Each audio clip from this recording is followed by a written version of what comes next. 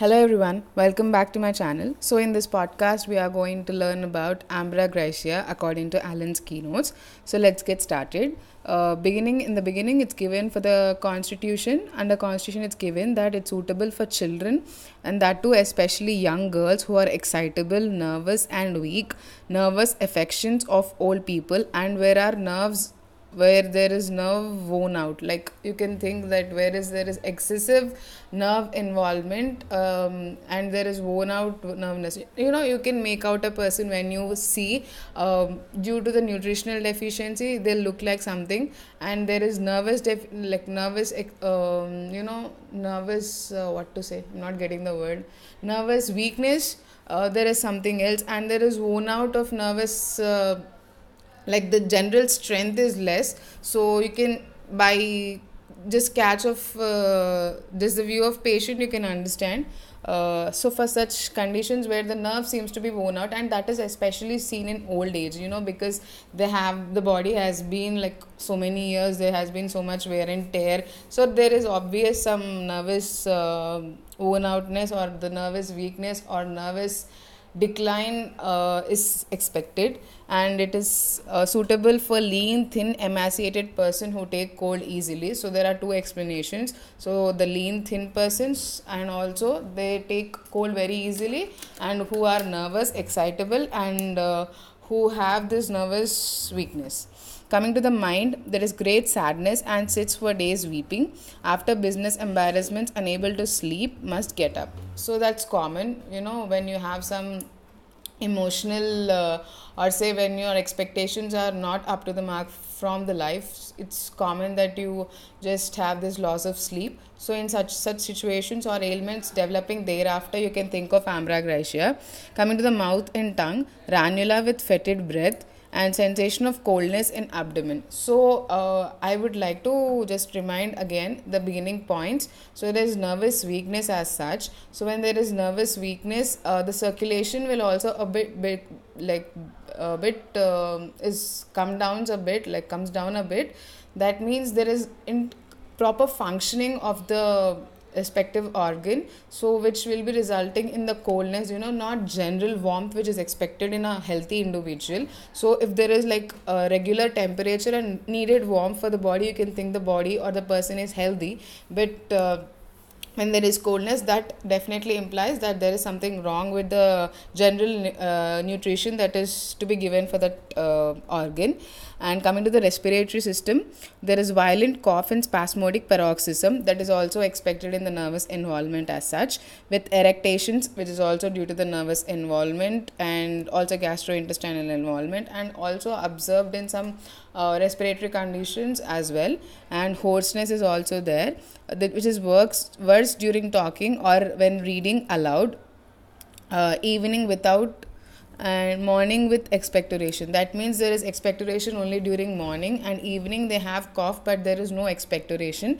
Whooping cough but without crowing inspiration. So what they mean to say is like, whooping cough is generally like continuous bouts of cough where the patient will sometimes become even blue because of the block, or because of excessive involvement of the lungs, and there is a general slowing down of the circulation process for some time. Because of that, there is like accumulation of venous blood, or there is like stoppage of circulation, right? So the veins are filled with the blood and the circulation is stopped, so the person becomes blue, like he develops cyanosis. I was just trying to explain in simple terms, that's all.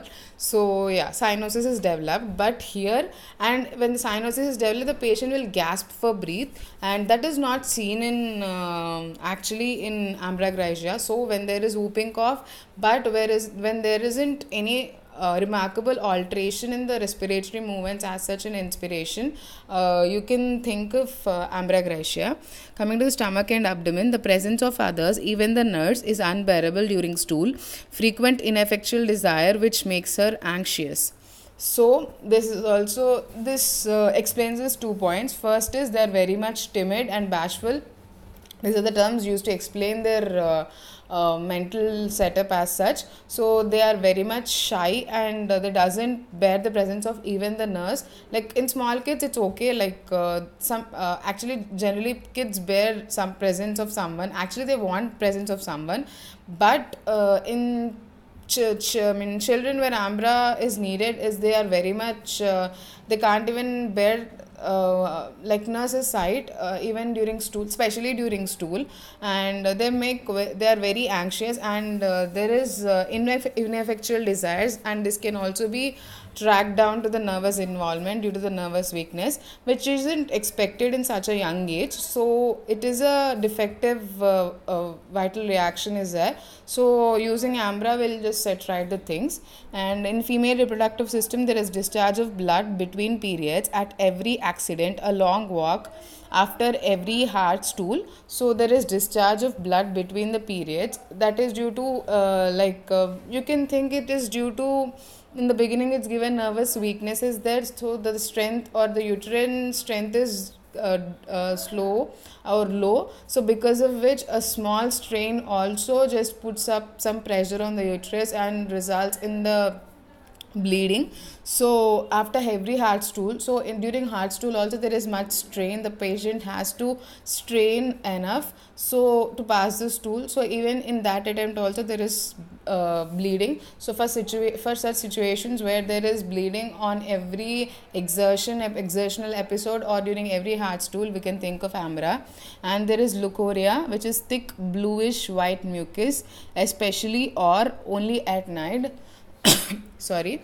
So the leukorrhea is of a typical color. I don't know what explanation can be given for that thick bluish white mucus.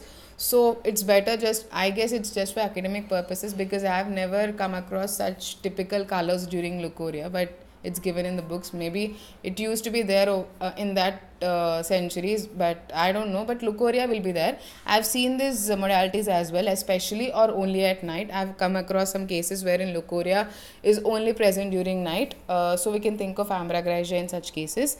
And in general, aggravation is from warm drinks, warm room, music, lying down, reading or talking aloud, the presence of many people after waking, early morning that means, and amelioration after eating, cold air, cold food, and drinks, rising from bed. Here I want to add one other point. Like in the beginning it's been mentioned that they take cold easily, but they, despite of that, they are comfortable only after eating and taking cold food as well. So warmth, there is general warmth aggravation, and though they take cold easily, they prefer or their complaints get down only after taking cold. So yeah, that's about Ambra grisea. Hope this podcast was helpful. So keep listening to this space for more descriptive learning of remedies from different materia medicas. And thanks a lot for listening to this podcast. Have a great day. Bye.